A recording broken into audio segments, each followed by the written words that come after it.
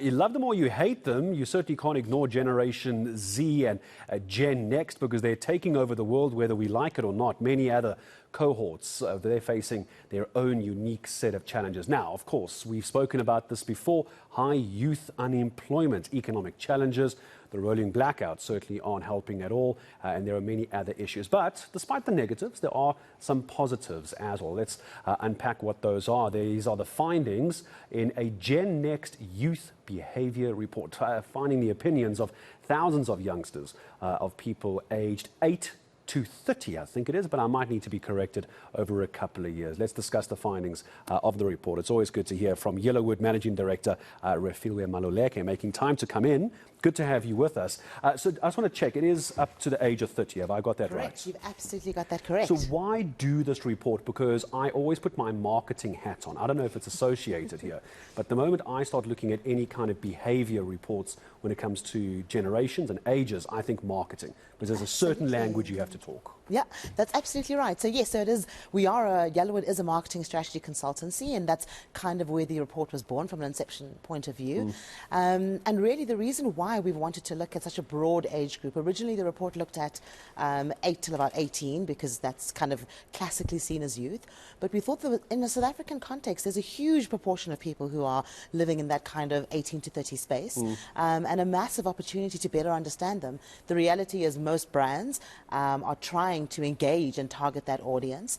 And this year what we've also done is look at beyond brands, right? So looking at government and NPOs and what can we learn about young people so we can serve them better. There is a perception, and I suppose I could sort of justify the perception when it comes to voting patterns, for example, that voter apathy, the youth voter apathy. There is a perception, and I suppose this is where you can correct me, is that the youth of today aren't interested in politics. That is a really good question, and I think the reality is not less that they are not interested, is that they've been let down. And so they're kind of like, there's the sense that government doesn't care, so why should I? Why should I be an active member in that? And one of the things we've seen in this year's report is their attitude towards politics is the lowest it's ever been. It's completely kind of fallen off a cliff, really, across all the age groups.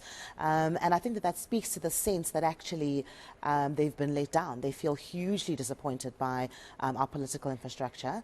And what it is balanced by, which is encouraging, is that their sense of self-esteem and kind of self-belief has kind of skyrocketed, right? So there's this real sense of, I can't rely on the institutions that I used to or that I should be able to.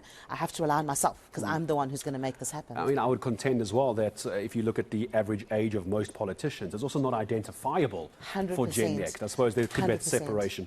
I want to just go through the pros and cons of this because I know there's a lot of data you had to unpack. You were basically data mining everything. Okay, let's start with the negative. Let's go with the cons on this. What did the report find? Yeah, so I think the negative part is, as I mentioned now, around kind of a complete lack of trust in politics and really all the institutions of government, right? Whether we're talking about the police, whether we're talking about politicians, whatever it may be, there's quite a lot of negativity around that. And the other thing that came out was obviously a lot of financial insecurity, right? So you are seeing, and it shows up in different places. So as an example, far fewer young people have their own personal devices, cell phone, laptop, whatever it may be. And that is purely a function of their economic reality, right? And that fewer parents can afford for their children to have cell phones. So we are seeing the economic pressures. Which is almost essential these days. It's not a luxury, it's essential. This is the challenge, right? And it's a huge challenge around how do they stay connected? How do they find opportunities? You know, how do they kind of live and drive their own progress without that kind of connectivity? And I think for me, those are probably the two biggest things in terms of a lack of trust in institutions and really, and that institutional trust goes beyond just politics as well. So yeah, those are probably the two big negatives. The two big negatives. Okay, let's talk about the positives because some will say that Gen Next, Gen Z, Gen Y, I'm sure there's another Gen I'm missing somewhere there. Many people will use the word resilient. The older generation will use the word cocky. I think that's how they'll refer to it. But let's go with resilient. It's a much more PC term. So there must be a pro in this as well, isn't there? There are many pros, and I do think resilience is absolutely one of them. And I think that there's, let's say, confidence, right? Rather than maybe let's go with that. Let's go with confidence. Let's take out what I said earlier. Confidence is a much nicer word. It's a much nicer word. As the BCCSA sits there taking down my name. Sorry about that. No, confidence is a great word, and I think it's what I was saying around that sense of self-esteem and self-belief, and I actually do think it's a good thing because what it does mean is that they are really clear that they need to make things happen for themselves and are finding ways to do that, right? And I think social media has played a big role in showing them what's possible and showing them that actually you have something meaningful to say and contribute to the world. And so that is absolutely a big positive coming out of the report. As I start saying goodbye to you, who uses this data now? If someone's watching this going, oh, this is fascinating, they probably knew this as far as the resilience and the word was confidence. Confidence, Thank that's you. the one. Thanks for saving my job. Confidence. Who's doing what with this data now? Someone's looking at this going, what do I do with this? Yeah, absolutely. So a huge part of the audiences that we engage with on this data are brands, right? Brands and marketing, and looking at how to better connect with young people and how to better serve them and how to really be more relevant for them. And the other part of the audience, which for me is arguably more important than ever, is really looking at institutions, right? So whether you are an NPO, whether you are a political organization, if you have a mandate to serve young people, I think it's more important than ever to understand them. Yeah, don't serve them, understand them. Yeah, because if you're going to serve them, you know, what's the point of providing services that they don't want or need?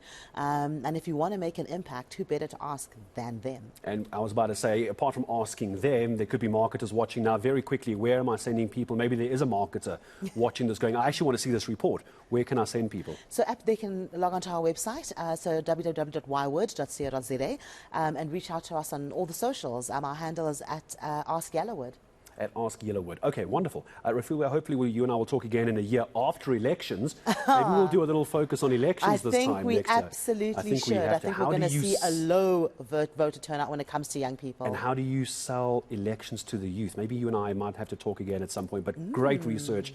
Well done. Thank you very much. Refilwe Maluleke joining us this morning. MD Yellowood. Go and look for it as well. Their website, wood.co.za, and I'm sure you can start looking around there if you do want to get into that report.